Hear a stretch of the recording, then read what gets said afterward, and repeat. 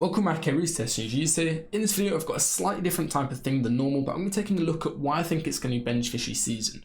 So at the very start of the season there's been two tournaments and Benji has placed second in the solo cash cup. As you can see here, some really good games from him we'll be taking a look at, as well as he's placed third in the trio cash cup as well. Really good performance by him to start off the season. I'm taking a look at a couple of different things he's doing in terms of fighting in solos and a bunch of different things like that, as well as solo endgames that will help you guys out, as well as a bunch of different things for trios. A bunch of things for trio fighting, trio 50-50 rotates, and how he's playing at the endgames as more of a versatile support and fragger type player. I'll leave a couple of different timestamps in the video description below if you want to skip to the trio stuff or you just want to watch the solo stuff at the start. But let's get straight into this with the solo W key games. So I've talked about how useful this is in solo cash cups before, but always being prepared for the unpredictable will make you, if you're trying to W key, a lot more successful. So you can see here he sets up this top right hand peak, the Kiri actually set up from above, builds some extra space so he can swing the wall, and then from here he's just baiting out and just trying to see what this guy's going to do.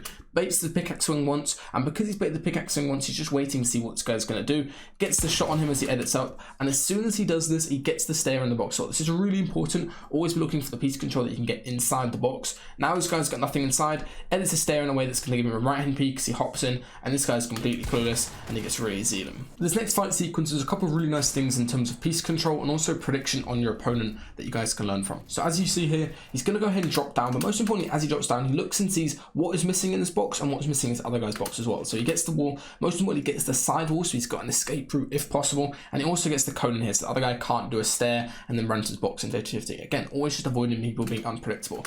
Now from here, he gets the full box from the guy, gets a little bit of a chip shot, and at this point doesn't chase the guy through his builds into all of his old edits and stuff like that. Instead he comes from above, knows he's either likely to go over this way or this way, he's above blocking from the top, so instead he runs along, predicts just in one direction, the guy's going to go moving backwards, gets the full box, he jumps down, and then gets really easy at him as well. This next off spawn fight is just a really good example by Benji of fight IQ, as he's been fighting this other player for a while in this building. You can't just sit around and just play around top right peaks, you have to make a play at some points, and this other guy's not doing that. So what Benji does with his last remaining builds, place this close to so he doesn't take any damage, do a stair in this box so the guy can't come forward and Benji would have to edit if he did, then he places another stair in this other guy's box as well. Now at this point he runs straight into the box, no hesitation. This other guy's going for like a pickaxe play or something, so what Benji does is really good movement. Crouches underneath the guy's shot, barely takes any damage, and then finishes up the pistol as well, which is actually really strong. If you guys want to run a secondary in trios, pistol is definitely the way to go, just because you save a lot of ammo. This next peak is one that is really overpowered and not a lot of players are doing. So you can see this other guy's got all the edit control. Benji just has a single floor, but with just one single floor, he's still able to get a really nice counter pump in. So what he does is edit a single tile at the back, as you can see here, basically frames him perfectly to just peek his head over, and as you can see, barely a single part of him peaks, and he hits 145 pumps straight away just from that. So the other guy's completely clueless to where he's peeking from, and he cleans up really quickly. This is a really useful play that I think you guys should start doing a lot more in solo cash cups, and it's whenever first moving plays max like this, go ahead and immediately just pre-rotate where you want to be. Loads of pros just completely neglect this part of the game and just don't do it ever. But if you guys get in the habit of doing it, it's really powerful. So you can see here, Benji just immediately elevates, gets up 2 layers, and gets into a much more open, clear space. We've got a lot more line of sight. As you can see here from this box he's in now compared to the one earlier, he's got a way easier job of padding from, also finding a refresh, and as well just making sure that you can look for a kill on the sky. Getting kills consistently out of the air in solo cash cups is so useful. It's just so many free points that you can get, and if you have a harpoon like Benji has here, oftentimes just leads to you getting really stacked going into moving zones. To do those little pre-rotates as soon as first moving plays back, even if you get zoned towards you like Benji had here, he still did it and he still got into a really good spot. And especially if you're backside, like over this way, you can just pre-rotate, get onto an elevator layer, and then recycle a pad from doing that. This is pretty much the best height take that you can do in solo cash cups or in any solo tournament. So what you want to go ahead and do is pad into the end of first moving, onto the end of moving zone, so you don't have to rotate at all, and then immediately start looking back on high ground. You should be pretty like loosely connected. As you can see, this guy's held up by one thing, so try to shoot them out, and as soon as you shoot them out, make sure you get damage on them. This forces them to heal and also like reconsider for like 40 HP, 150 HP playing height in big pots. Oftentimes they'll just give it up straight away so they can heal up and they won't risk dying. So you can see this other guy doesn't give it up straight away, and you get another pump shot in. Now he's forced to give it up, maintains high for a second, looks at some gliders, and at this point he wants to conserve his mats. So what he's going to go ahead and do, make sure nobody else is flying, nobody else is looking for heights, other guys are boxing up, pad forward, get onto the new high ground that's forming on this other front side of zone on the second high position, and then start cranking up from front side, and you save a lot of mats by doing that, and you also may just get a lot of kills from high ground this game with the Orc. Okay, so this next fight is between Benji and Letchi. So these two are the best lazy Lex players in EU, and this is how Benji actually won this fight. So first of all, he actually spots an opportunity to W key Lechy where he's kind of disengaging from lazy, might be a little bit scuffed. So he pops a pepper to go over here quick and immediately just goes for an aggressive play. You can't sit around trying to like approach a box fight, especially when it's likely to get third partied by a team landing mid-map or somebody else landing in lazy. So what he does is a really nice play. As he hops into the box from above here, he gets the cone, hops in and places the Stellars. And as you can see, Lechy's is looking like an absolute flopper. Barely has time to react to Benji as he does that phase stair play. And from now, he just tries to commit in with the AR and get in. From us, it's a little bit difficult for you doing this because it's quite hard to get a timing shot through. But Lechy eventually makes some space out. Benji exploits in and gets the piece control, and at this point this is just really good awareness of the building around him, knows that both of them can leave to the left hand side, he gets the good crosshair placement to get this wall up, Lechy's just holding his pump out, takes into a left hand peek, plays around behind the pillar and gets an elim on Lechy straight away.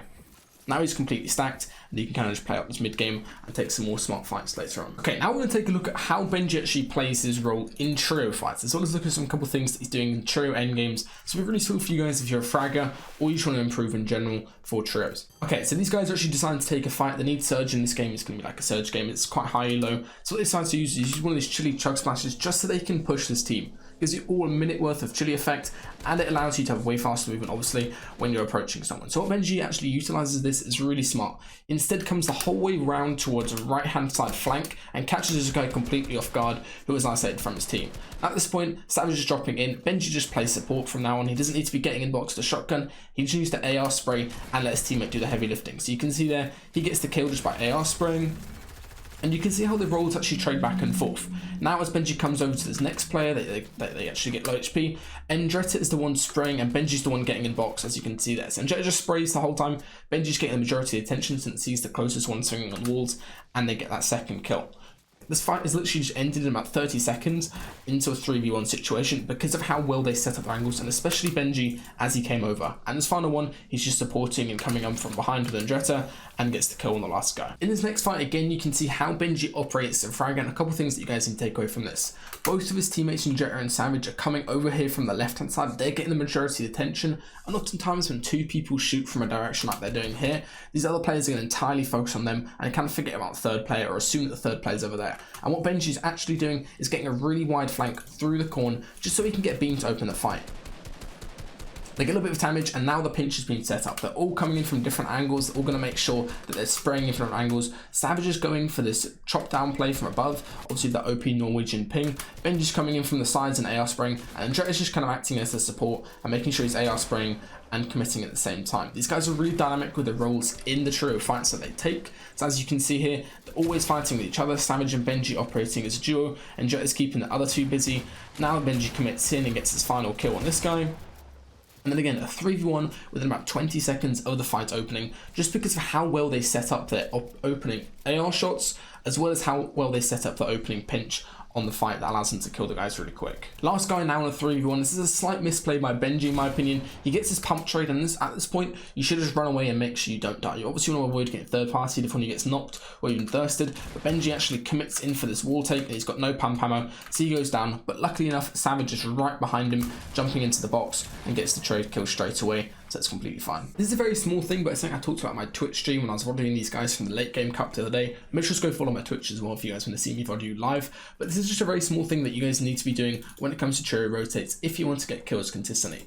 The first thing you can see, these guys, instead of just foot rotating this, they decide to use one of their pads. They've got loads of pads this game. So they use one of their pads, low pad into zone on the direct edge of 50-50. So as you can see here, they're on complete edge, and they immediately all get into the same box or into the same vicinity where they can focus one guy out the air. And the power of this, Benji and Savage shooting at the same time, they get a really easy kill. At this point, Savage has harpoon, so they can harpoon the guy over towards them, and they're all absolutely cap going into endgame with insane loot. So this is one of the reasons why I think this trio is so good. It's just because Benji kind of fits this role where he's a lot more versatile compared to Revscard. Instead of just being a sole focus on just being a fragger and getting a lot of kills, which is obviously good to do at a pro level, Benji's a lot more versatile and he can take over and do a lot more different things. So you can see right here, they're going ahead and rotating, first moving a little bit scuffed, and Savage actually gets one punt by this kid with a charge on the right hand side. And at this point, some players would go ahead and panic, they'd wait for Andret to take over, maybe they'd try to revive Savage, but Benji just knows the exact right play to the situation, which is to go ahead and start tarping, refirm their legs. They don't want to stay in this layer where they're getting focused, so he drops down a few layers, continues tarping in the second here after getting that. Doesn't greed for the scar, which is a very beginner mistake to do. So he goes ahead and just tarps forward, make sure he's in a really clear position, at most importantly not dying, and then he tarps for a second, waits for Andretta to get to him. Now they've regrouped, he's going to swap back into that position where he's going to be looking for frags and trying to get kills. Tops up Andretta with Matt so he can tarp, looks back for kills, and now they're kind of set to play out this game endgame as a duo. So the rest of this endgame is filled by really nice team mode fundamentals from these two on display, and most importantly from Benji. So you can see here, as he's going ahead and rotating, he actually waits for Andretta to call that, and instead of editing, whenever somebody says, oh, there's a guy on this wall, always let them edit first so you can get the pre-timing shot like he did there, in case it's a duo or something. So they get that one elimination, and now he gives Andretta a little bit more mats, they can continue rotating, and at this point they don't really need to commit for anything, and you can see here, I'm just making sure everything's airtight. He's covering everything behind, making sure no one can sneak in, making sure all these edits around them are there so they're completely safe, and also making sure they're topped up on the chili effect for endgame. Now you're going to see them look for opportunity for a kill from above. Benji does it again in a pretty safe way. Nobody can really run at him in this situation. He decides to shoot down, doesn't commit to it straight away, and instead goes ahead and immediately goes and helps Andretta with his elimination. The most important thing is that you're helping your teammate with what they're doing. You don't need to go for 2 refreshes at the same time. Just getting 1 is enough in these type of situations. Good piece on this guy to force him down. Instead of committing and chasing after that kill, instead just get straight into Andretta's box. Getting from like a top 8 situation here into a top 3 or a top 4 is really good because it allows him to get a lot more points consistently.